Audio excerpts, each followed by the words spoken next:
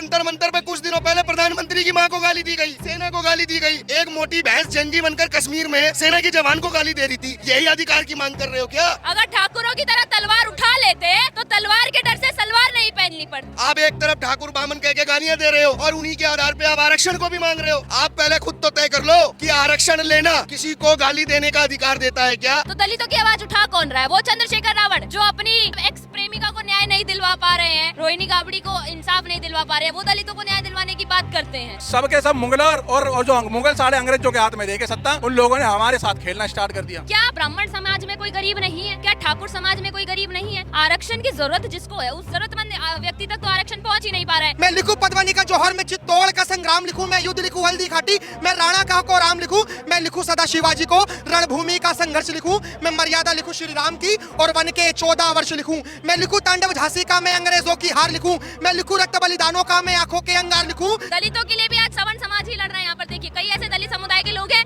जिनको खुद ही आरक्षण नहीं मिल पा रहा है। नमस्कार, मैं शिवम चौबे और आप देख रहे हैं TNN वर्ल्ड। जंतर मंतर परिसर में मेरी मौजूदगी है। स्वर्ण समाज द्वारा एक बड़े स्तर पर आंदोलन, रिजर्वेशन में रिफॉर्म्स लाने के लिए लगातार मांग की जा रही है। अब इसको लेकर के तमाम लोग यहाँ बैठे हुए हैं, स्वर्ण समाज से आते हैं, लगातार बातचीत करेंगे। क्या नाम है सर आपका? मेरा नाम अमित सिंह राठौर है। क्या कहेंगे, क्या वजह है यहाँ धरना डालकर बैठ गए? प्रशासन तो कह रहा है 5 बजे तक की अनुमति थी, अब तो जंतर मंतर परिसर खाली करना पड़ेगा। हाँ, तो सुबह 5 बजे तक बैठेंगे नाम भी। शाम 5 बजे की बात कर। हम तो 5 बीत गया, अब कहाँ बचा? सुबह तक बैठेंगे हम 5 बजे तक। बिल्कुल। क्या वजह है? वो तो कह रहे हैं जब पीड़ित थे हम, जब शोषित थे हम, तो स्वर्ण समाज आगे नहीं आया। अब रिजर्वेशंस की बात आ रही है तो स्वर्ण समाज आकर छाती पर रेंगने का काम कर रहा है। नहीं तो स्वर्ण समाज ही इनकी छाती पर दाल मूंग रहा है क्या? 80 साल से सरकार नरेंद्र मोदी के नेतृत्व में वर्तमान में चल रही है। इतनी सारी योजनाएं चल रही हैं। 80 साल में तुम योजनाएं नहीं समाज को दे पा रहे हो, उनको बता नहीं पा रहे हो कि योजनाएं तुमको गरीबी रेखा से उठाने के लिए दी जा रही हैं। आप एक बात को समझ लीजिए, जो आरक्षण जातिगत दिया जा रहा है वो देश की जनता सब देख रही है कि जाति के नाम पर जातिवाद सरकार के द्वारा फैलाया जा रहा है इस देश के अंदर। आप बताइए ना, यहाँ जितने लोग बैठे हैं सारे 36 बिरादरी के बैठे हैं। इसमें सारे भाई बैठे हैं। वो देखो हमारे दलित भाई बैठे हैं, ये ठाकुर भाई बैठे हैं, ये बामन भाई बैठे हैं, ये बहन बैठी है बामनों की, ये देखो भाई बैठे हैं हमारे, सारे 36 बिरादरी के बैठे हैं। अगर आपको जातिवाद से मुक्ति चाहिए तो फिर आप स्पष्ट रूप से बताइए कि आपको फिर आरक्षण क्यों चाहिए। आप जातिवाद का प्रमाण पत्र फाड़ के बताइए। आपको जाति के नाम पर आरक्षण भी चाहिए और जाति के नाम पर आपको गाली देने का अधिकार भी चाहिए। आप गाली भी दोगे, आरक्षण भी लोगे। वो तो कहते हैं गालियाँ तो हमें दी जाती हैं, चाहे वो यूनिवर्सिटीज कॉलेज में कह लें या फिर आमतौर पर भी, इसीलिए तो UGC चाहिए देश के अंदर। देखिए, यूनिवर्सिटी में कौन किसे गाली दे रहा है ये तो दिखाई नहीं दे रहा। इसी जंतर मंतर पे कुछ दिनों पहले प्रधानमंत्री की मां को गाली दी गई, सेना को गाली दी गई। अभी एक मोटी भैंस जंगी बनकर कश्मीर में सेना के जवान को गाली दे रही थी। यही अधिकार की मांग कर रहे हो क्या? ये देश हमारा है और ये याद रखो, अधिकार केवल तुम्हारा हमारी ही वजह से है। सरकारों को तय करना पड़ेगा गाइडलाइन कि आरक्षण का अंतिम समय कब आएगा, क्योंकि 80 साल से जो सरकारें सरकार चला रही हैं वो हर घर नल से योजना बता रही है कि हम हर घर में पानी पहुंचा रहे हैं और यहाँ आकर साले रोते हैं कि हमें 5000 साल से पानी नहीं पीने दिया। तो पानी तो अब घर तक पहुंचा। जब कुएं खोदा करते थे वो ठाकुरों के, ब्राह्मणों के, क्यों नहीं जाने देते थे कुएं के पास? तो जब उनको कुआं खोदना आता था तो अपना क्यों नहीं खोदा करते थे? मेरे घर में क्यों घुसेंगे? आप एक बात बताइए, अभी संसद में भीड़ घुसने लगेगी तो मोदी घुसेड़ेगा या भगाएगा? बताओ, संसद हमारी है ना, तो हम तो जा सकते हैं ना, लेकिन कानूनी अधिकार से, सम्मान के साथ। जैसा करोगे सम्मान वैसा पाओगे आप समाज के अंदर मान। आप एक तरफ ठाकुर बामन कह के गालियां दे रहे हो और उन्हीं के आधार पे आप आरक्षण को भी मांग रहे हो। आप पहले खुद तो तय कर लो कि आरक्षण लेना किसी को गाली देने का अधिकार देता है क्या? आरक्षण का मतलब है दबे कुचलों को, शोषित वंचितों को समाज की मुख्य धारा में लाना। आरक्षण का मतलब ये नहीं है कि मुख्य धारा में जो स्वर्ण समाज है उनके बच्चों का दमन करके उन्हें शोषित वंचित कर देना। सरकारों का जो रवैया हम देख रहे हैं, छल कपटी कानून बना रहे हैं और उस छल कपटी कानून के आधार पर स्वर्ण समाज की मॉब लिंचिंग करके दिखा रहे हैं। ये कानूनी मॉब लिंचिंग बंद कर दो। ये सरकारें जो धोखा दे रही हैं छल कपट करके, ये बंद होना चाहिए। हम क्या कहेंगे, इतने समय से मांग की जा रही है आरक्षण को हटाने की, पर अब लोग तो ये भी कहते हैं कि जब शोषित वंचितों की समस्या आप नहीं देख सकते, केवल आप स्वर्ण समाज के लोग निकल कर आते हैं और सड़कों पर बोलते हैं कि अब आरक्षण को खत्म करना चाहिए, आरक्षण में रिफॉर्म्स करने चाहिए। शोषित वंचितों की समस्या क्या चंद्रशेखर रावण देखते हैं? जब एक खटीक समाज के लड़के को मार दिया जाता है तो वहां पर यही ब्राह्मण ठाकुर बैठा होता है उत्तम नगर की सड़कों को घेर के। जब नेहा को मार दिया जाता है तब भी केवल सवर्ण समाज ही आवाज उठाता है।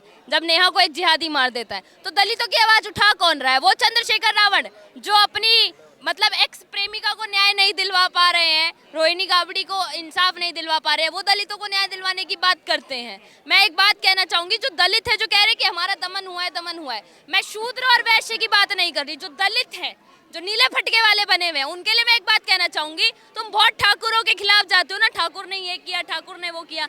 मैं एक चीज कहना चाहूंगी, ठाकुरों से एक चीज सीखनी चाहिए थी। अगर ठाकुरों की तरह तलवार उठा लेते तो तलवार के डर से सलवार नहीं पहननी पड़ती। समझे होंगे ये बहुत अच्छे से। आपने भी ब्राह्मणवाद जिंदाबाद के नारे लगाए थे, फिर आपको भी काफी सारी चीजों का सामना। जिंदाबाद है, रहेगा, याद रखना। स्वर्ण समाज जिंदाबाद था, है और रहेगा। हम किसी और के मुर्दाबाद के तो नारे नहीं लगा रहे हैं। ब्राह्मण बनिया भारत छोड़ो भी कहा जाता है कई लोगों द्वारा, जेएनयू की दीवारों पर लिखा जाता है। जो ब्राह्मण बनिया भारत छोड़ो के नारे लगा रहे हैं वो आरक्षण क्यों नहीं छोड़ रहे हैं बताओ? और हमारी रियासतों को छोड़े फिर सरकार।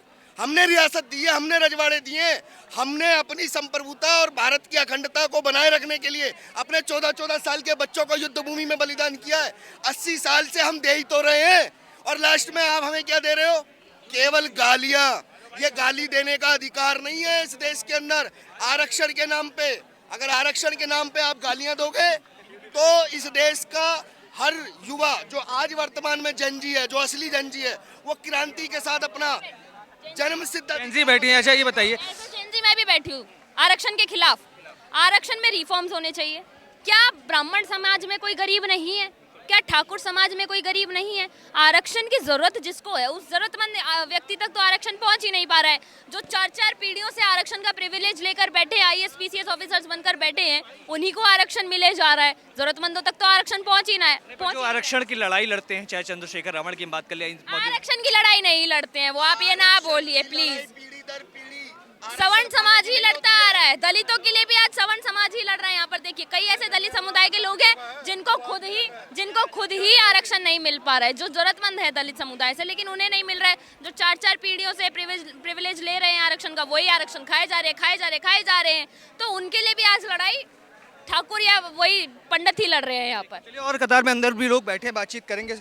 क्या कहेंगे सर, लगातार आप लोग यहाँ पर बैठे हुए हैं, सुबह से प्रदर्शन जारी है, पर अब कई लोगों का विरोध भी है इसको लेकर के कि क्यों स्वर्ण समाज सड़कों पर उतर आता है। क्या उत्पीड़न नहीं दिखता ST SC OBC इसका इस देश के अंदर? आप लोग कौन सा उत्पीड़न भाई साहब, कहाँ उत्पीड़न हुआ इनका ये बताएं पहले तो हम। वो उदाहरण गिनाते हैं, वो कहते हैं कि रोहित वेमुला की बात करते हैं, पायल तड़वी की बात करते हैं, वो कहते हैं ऐसे भी लोग हैं देश के अंदर।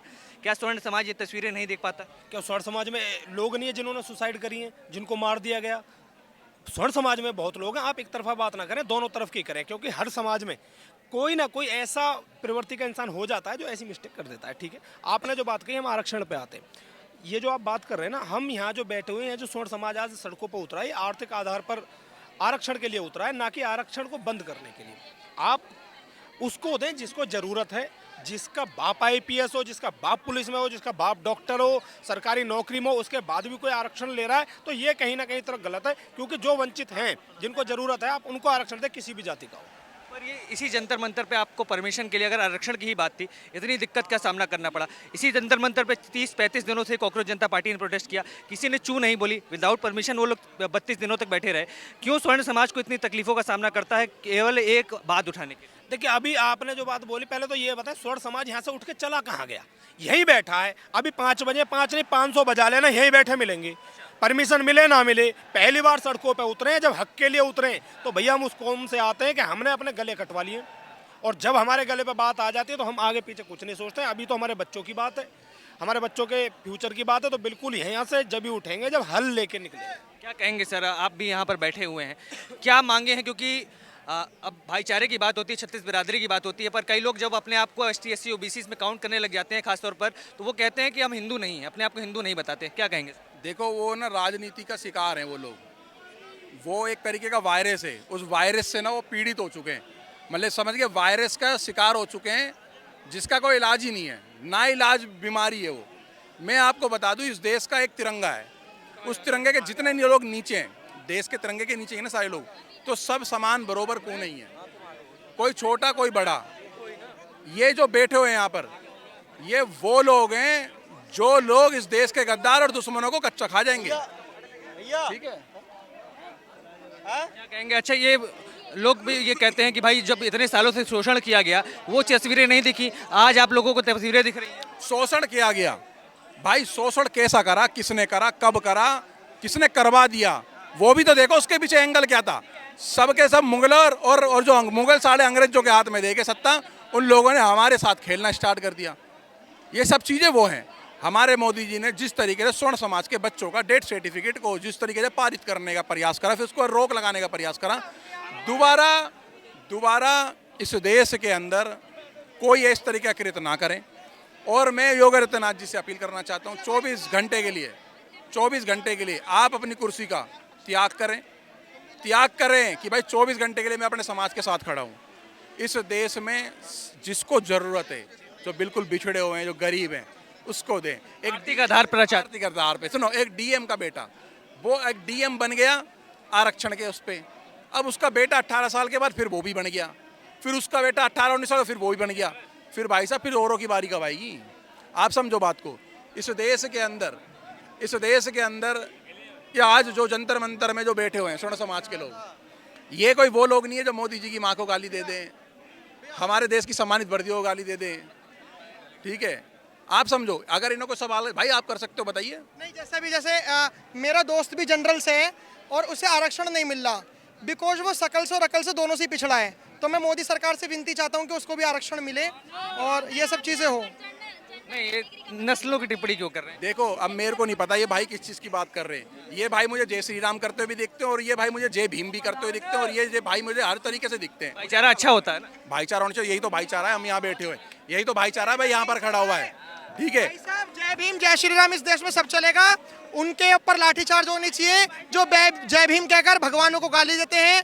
कि माँ शारदे करो कृपया कलम पर कलम के शमशीर बन जाने दो, माँ शारदे करो कृपया कलम पर कलम के शमशीर बन जाने दो, राग में भरकर राग शब्दों के तीर बन जाने दो, और साहित्य के अंबर विशाल में छोटा सा एक नाम करूं, मुर्दों में भी मैं प्राण भरूं। नई जवानी का इश्क लिखूं पर बलिदान देश का लिखूंगा, और प्यार मोहब्बत तो पढ़ भी दूं मैं पर अपने देश की बात आज लिखूंगा वो सच हमेशा जो अब जाकर भूल गए, लिखूंगा रक्त वो बलिदानी के फांसी पर तो झूल गए, लिखूंगा चित्तौड़ दुर्ग जौहर की ज्वाला, लिखूंगा चेतक की टापों को राणा का भाला, लिखूंगा जो लड़ा केला गोरों से उसे सदा आजाद, लिखूंगा स्याही के हर एक कतरे से भारत जिंदाबाद, लिखूंगा मैं लिखूं पद्मनी का जौहर में चित्तौड़ का संग्राम, लिखूं मैं युद्ध, लिखूं हल्दी घाटी मैं राणा का को राम, लिखूं मैं लिखूं सदा शिवाजी को रणभूमि का संघर्ष, लिखूं मैं मर्यादा, लिखूं श्री राम की और वन के 14 वर्ष, लिखूं मैं लिखूं तांडव झांसी का मैं अंग्रेजों की हार, लिखूं मैं लिखूं रक्त बलिदानों का मैं आंखों के अंगार, लिखूं मैं धड़ से लड़ने वाले वीर, लिखूं मैं लिखूं धरा के रणधीरों को, मैं धड़ से लड़ने वाले वीर लिखूं मैं लिखूं धरा के रणधीरों को, मैं करता हूं समर्पित हर कविता विजय भाई और इस भारत माँ के वीरों को। ये बहुत सुंदर। यहाँ पर आकाश से हमारे सहयोगी, हालांकि लगातार यूजीसी को लेकर के और रिजर्वेशन को लेकर के जंतर मंतर पर ये लड़ाई लड़ी जा रही है। स्वर्ण समाज द्वारा लगातार लोग यहाँ पर मौजूद है, अपनी अपनी पक्ष की बातें रखने का काम कर रहे हैं। जंतर मंतर पर कैमरा पर्सन आकाश के साथ मैं शिवम चौबे, TNN वर्ल्ड।